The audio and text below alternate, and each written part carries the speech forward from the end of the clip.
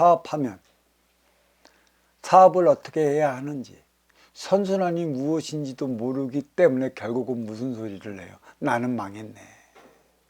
그게 자랑이래. 그 왜 망했는지 이유와 원인을 밝혀냈다면 그는 지도자적인 삶을 살아갈 수가 있어요. 근데 그에 대한 원인을 파악하지 못해요. 그때 대대로 하는 일과 그때 나한테 조금만 자본력이 있었으면 부도를 막을 수 있었을 텐데, 돈이 없었기 때문에 투자를 더 못해서 막혔다는 등의 식으로서만 상황을 글로 밀고 나가 버려요. 왜 그런 것인가? 그게 표적이라는 사실을 몰랐죠. 왜 부도 일부 직전까지는 니는 몰고 가야 했으며, 꼭 돈도 채워도 꼭 그만큼이 모질라 갖고 너를 어렵게 만들어 놓은 이유가 어디에 있는가? 대자연이 너를 끼우침을 주기에 그 일련의 상황이라는 사실을 못 알아먹어요. 그때는 돈만 있으면 해결될 것이라고 믿고 있고, 누군가 돈 있는 그러한 귀인을 좀 만났으면 하는 심정을 꿀뚝같이 갖고 있지, 무엇 때문에 이러한 궁지에까지 몰렸는가는 생각 안 합니다. 그래서 나는 망했네에 대한 그 이유와 원인을 찾지 못하는 이유가 여기에 있는 것이죠. 참견이나 간섭이나 충고, 무엇이 다를까? 너를 위해 하는 건가? 아니면 내 잘났다고 나를 위해 하는 건가? 이럴 때는, 어렵고 힘들고 고통스러울 때는 꼭 누군가를 찾기를 마련인 것이죠. 누군가를 찾아요. 너한테 조언을 걷기 위해 만나는 이들이 있는 것이죠. 내 앞에 진정 그 문제를 해결해 줄 수 있는 해결사가 있다면 참 좋은데, 이 세상에 해결사는 없습니다. 전부 다 행위 현장 사회에서 살아가는 이들은 자기의 벌어지는 일조차도 해결해 나가지 못하는 이들이라, 그대가 제시하는 문제 결국 근본이 될 수가 없어요. 그래서 막혀버릴 수밖에 없는 것이다. 그러면서 우리는 관계와 관계는 넘지 말아야 할 분명한 선이 있는 것이에요. 운용의 주체와 활동의 주체. 제가 그래서 요즘에 많이 하는 말이 있어요. 가까이 두면 맘먹으려고 그래요. 우습게 봐요. 멀리 두는 만큼의 우러러보고 어려워하는 것이죠. 근데 인간은 시간이 지나면 옆에 두고 가까이 해 나갈 수밖에 없는데, 그때 잘해야 되는 것이에요. 오만방자는 그때 해 나가기 때문에 진정 운용의 주체는 그때 차버려요.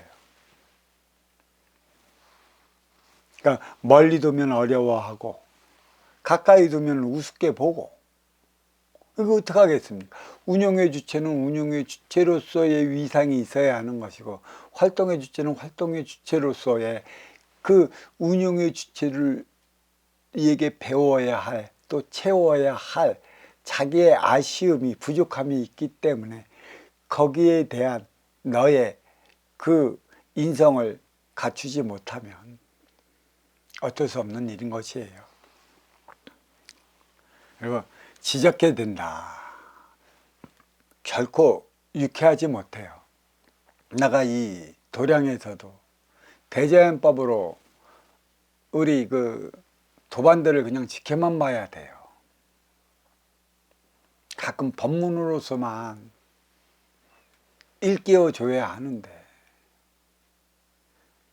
이제는 이 공부를 나한테서만 시작한 게 아니라 어느 단체에서 몇 년, 어느 단체에서 몇 년, 어느 단체에서 몇 년을 거쳐 이제 일로 온 도반들이 태반인 것이에요. 그러니까 그들의 가르치는 교육에 각이 서 있고 미리 계산을 해버리자는 얘기고, 그냥 대자연법이 뭔지도 모르고 놔두면 그렇게 실려 그 자기 각에 빠져 있어갖고 그 빠진 구렁텅이에서 한 발도 바깥으로 발을 내밀지 못하고 있는 경우가 있어요. 나는 분명히 법문할 때면 법문으로 일깨워주는데 그 법문이 자기한테 하는 법문인지 몰라. 남한테 하는 법문으로 알아들어갖고 법문에 대한 깊이를 몰라요. 이거는 내게 아니겠지. 좋은 것만, 자기가 많이 바뀐 것 같고 공부가 많이 돼서 좋은 거, 이건 좋은 것만 받아들여갖고 내가 공부가 될 수 있다라면 얼마나 좋겠습니까만, 사와 정이 뒤섞여 있기 때문에 인간은 진화 발전해 나가는 것이에요. 오직 답답하면 또 거기에 머물러 멈춰 있을까봐 때로는 한마디씩 하는 거예요. 그 각에서 깨어나라고. 하지 말아야 되는데 놔두면 모릅니다. 나이 먹으면 먹을수록. 응?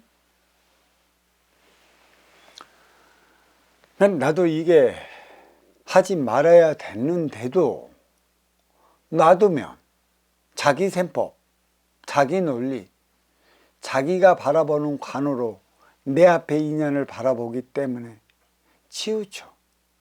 그래서 분란이 일어나요. 그래서 공부의 맥을 완전히 놓쳐버리는 것이죠.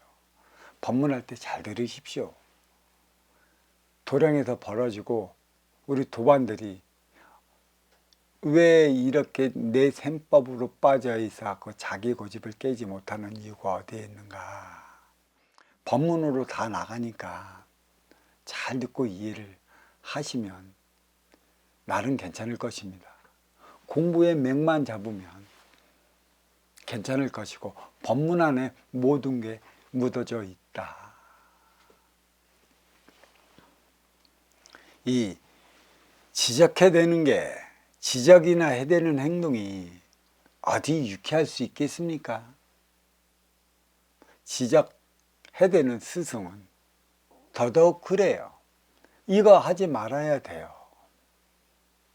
놔두면 바뀌어야 되는데 자기 습에 또 빠져버려. 살아온 세월만큼이나. 나이가 있어요. 한 30대 초중반 정도 된다라면 자기가 그것을 캐치해서 안에 나가겠다고 하는 게 있어요. 아직은 내 생각이 마천루가 되기 이전에, 아직은 하늘의 그 아름다움의 그 에너지가 고갈되기 이전이라 괜찮은데, 이게 고갈이 되면 40대 넘어가면 고갈이 되기 시작을 해서 자기 고집이 단단히 굳혀져요. 자기 고집이 마천루를 만들어버리고 다른 것을 먹지 못하게 만들어버려요. 그게 인습과 관습이라는 얘기예요. 때로는 끼우쳐 주기 위한 스승은 언제 어느 때 이상한 소리, 때로는 좋은 소리, 우스갯소리도 한 마씩 푹푹 던져주는데 그 속에는 뼈가 있다. 깊이 좀 받아먹으면 뭔가 놓쳐버린 나의 공부의 맥을 찾을 수 있다.